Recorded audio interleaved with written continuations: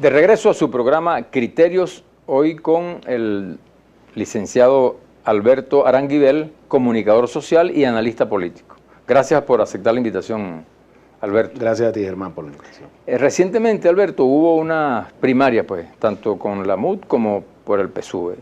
Realmente las primarias del PSUV tuvieron una significación muy importante. ¿Qué crees tú de eso?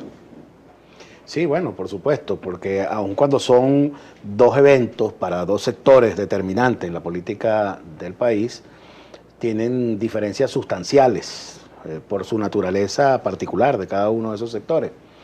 En el caso de la MUD, sabemos que ahí hay una reunión de carácter eminentemente electoral. Lo han denunciado sus mismos dirigentes, incluso quienes han abandonado ese grupo político opositor al chavismo, como por ejemplo Felipe Mujica, que lo dijo en esos términos. En un momento Está casi fuera de la MUD, ¿no? Ellos se salieron, ellos se retiraron de la MUD, precisamente argumentando que ellos veían que no era nada productivo el que fuera un sector político orientado exclusivamente por el interés electoral.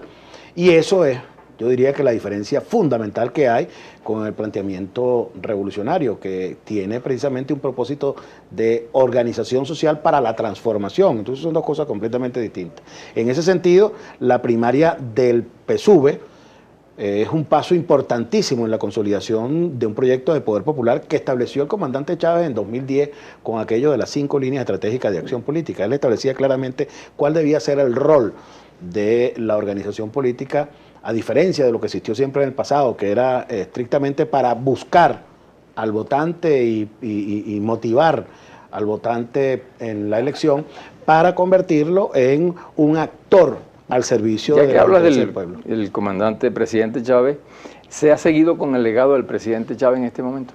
Sí, por supuesto. La realidad que hay hoy en el país, con todos los problemas y obstáculos que está oponiendo la derecha, tanto nacional como internacional, para que avance la consolidación del proyecto, es determinado por fundamentalmente la orientación chavista que tiene el proyecto que ha adelantado el presidente Nicolás Maduro. De no ser así, de no ser estrictamente chavista el proyecto que está adelantándose, el ataque no sería tan inmisericordia y tan desalmado por parte de los sectores de la derecha. Uno de los ataques fundamentales, vemos, está orientado hacia la economía. Hay la guerra económica. ¿Qué dices tú de eso? La guerra económica es una nueva fase, porque la guerra económica la hay desde antes, incluso que el comandante Chávez ascendiera al poder. Recordemos todo lo que se trató de evitar desde los sectores de la derecha, de Fedecámara, de los partidos de la derecha, de los medios de comunicación de la derecha, que el comandante Chávez llegara a la presidencia de la República del 98. De ahí en adelante la guerra ha sido sostenida con distintos matices y distintos niveles de intensidad.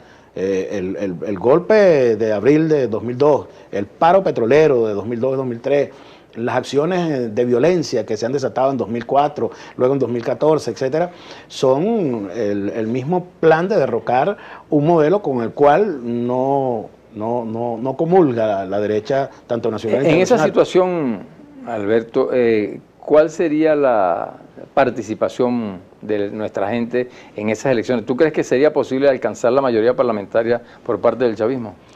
Claro, y es que precisamente por eso es importante cuando hacemos esta visualización en extenso, ¿sí?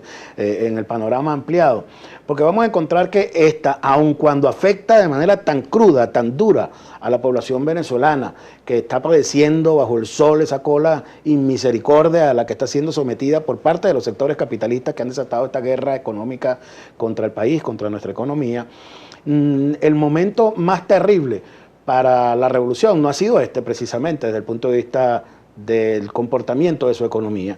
Era mucho más difícil en el 2002 para el proyecto revolucionario por muchísimos aspectos, todo el ataque y digamos, el cerco que trató de tender.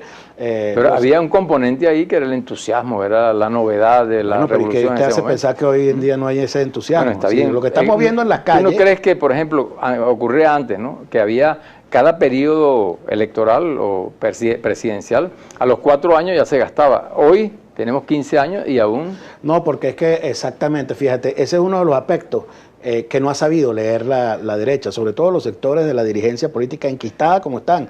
Ellos tienen también más de 15 años Los mismos 7 que están al frente de la MUD son exactamente los mismos que estuvieron en el 98 tratando de impedir que llegara el comandante Chávez al poder, y los que se han mantenido ahí, cambiándose el nombre, que es todavía mucho peor, porque es una cosa grotesca tratar de engañar a la gente con, primero, la demagogia permanente que ha mantenido como promesa la oposición en el país, pero luego es esa cosa de jugar al engaño.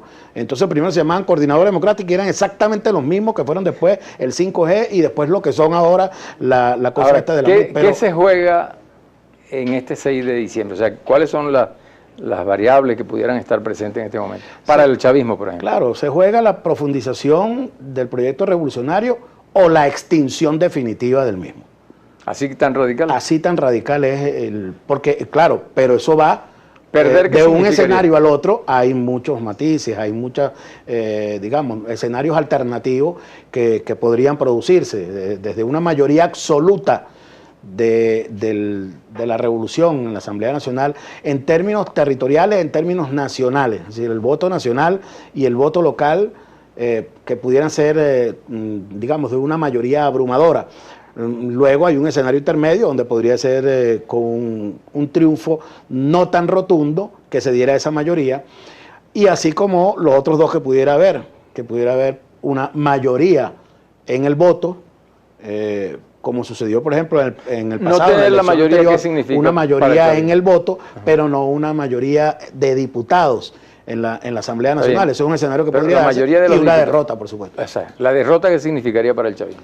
La derrota significaría que la derecha pudiera estar en condiciones de llevar a cabo un golpe institucional que acabe con la revolución. Eso es una cosa que es más que evidente en su proyecto, en su intencionalidad, en su discurso, las distintas formas en que lo han planteado, tratando de esconderlo siempre, aparentando que es una propuesta democrática la que ellos llevan a la Asamblea Nacional. Sin embargo, lo que hay es el único propósito central, no es el de elevar una nueva posibilidad de debatir la política en la Asamblea, ni de construir de ahí una nueva institucionalidad con base en nuevas leyes que tengan, digamos, el interés común como propósito central, sino el de acabar con las posibilidades, la sustentabilidad del gobierno del presidente Nicolás Maduro.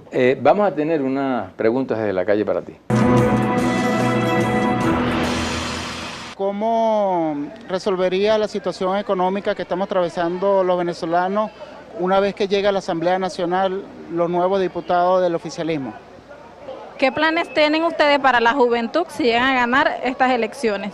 ¿Cómo van a hacer para acabar con la corrupción que hay en este país? Si ganan la mayoría de la Asamblea Nacional, van a aprobar o van a someter el proyecto de inclusión igualitaria de las personas de diversos géneros y también del matrimonio igualitario en un proyecto de Asamblea Nacional. En cuanto a la ley de discriminación racial, ¿cuál sería su propuesta en sí para la interpretación y el análisis que se debería dar para esta ley en la Asamblea Nacional? Como tú ves, Alberto, la gente en la calle pues tiene una experticia política bien importante, ¿verdad? Que te someten a prueba verdaderamente, o sea, y sabemos que en este proyecto la gente se ha politizado. Yo creo que eso fue una de las virtudes, ¿no?, que pudiéramos decir, de los grandes logros que Chávez tuvo la repolitización, el rescate de ese activo que nos fue secuestrado en el pasado. Exactamente. Se le vendió a la sociedad que la política era una cosa perversa que había que rechazarla. Vamos al corte y ya regresamos con Alberto. Alberto, habíamos las preguntas en el aire que te formularon las personas en la calle. ¿Qué respuesta les das? Bueno, obviamente creo que la más importante en términos del interés colectivo es la referida a cuáles serían las propuestas en términos de la superación de la crisis económica que está dándose en el país, que nosotros sabemos es una guerra económica en realidad.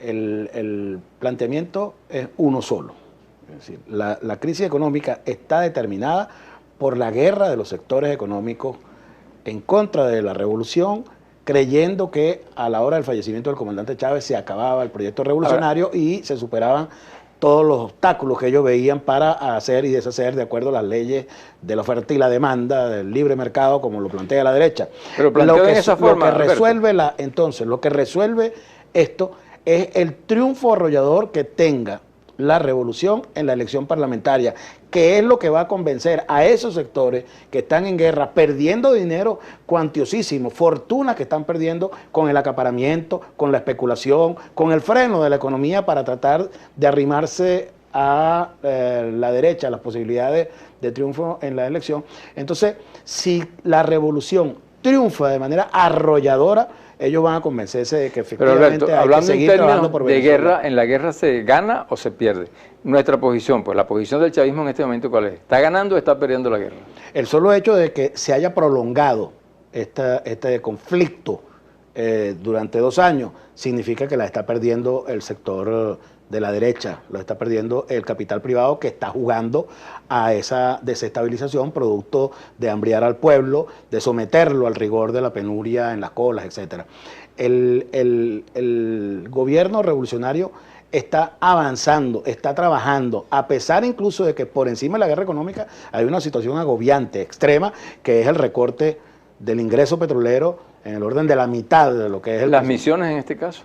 Bueno, se han mantenido, no ha habido recorte presupuestario en las misiones. Eso te quiere decir que el gobierno se mantiene de pie sólido frente a la exigencia, a las demandas del pueblo en cuanto al cumplimiento del plan de la patria.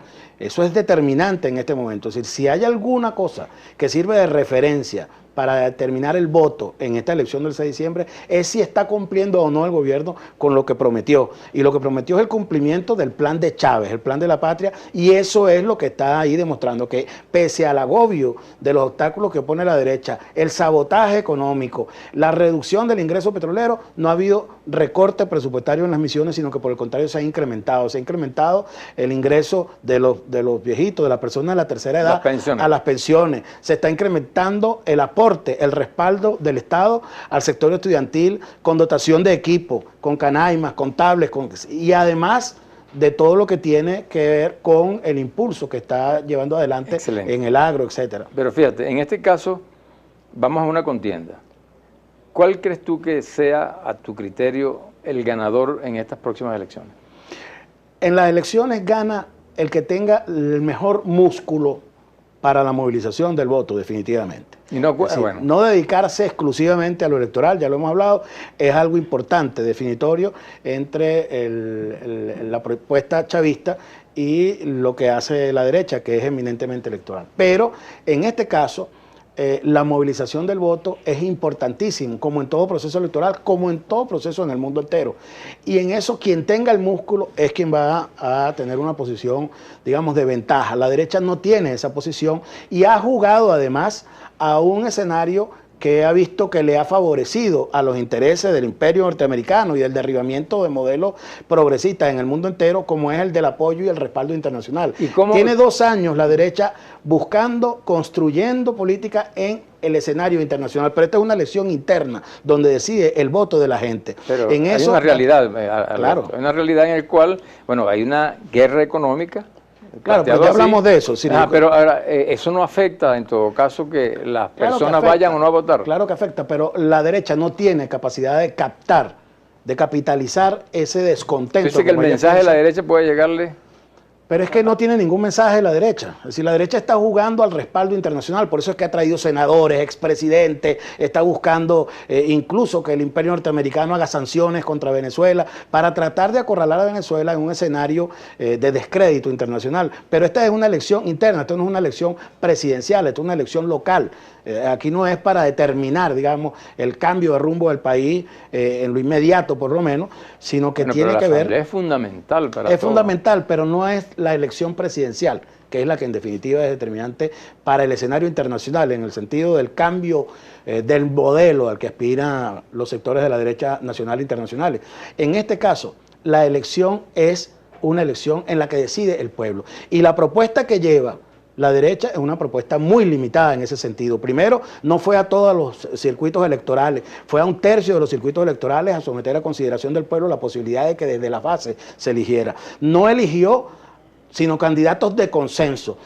Eligió los mismos de siempre como sus propuestas, mientras que en la propuesta que está haciendo el Gran Polo Patriótico, uno ve un país perfectamente reflejado. Ahí hay deportistas, ahí hay artistas, ahí hay cineastas, sí. ahí hay gente que son luchadores sociales de trayectoria. Es decir, ahí hay un país completo reflejado Puntualmente, en las listas y en las ¿qué tareas se tiene que plantear el movimiento revolucionario para llegar con éxito a las elecciones? Puntualmente.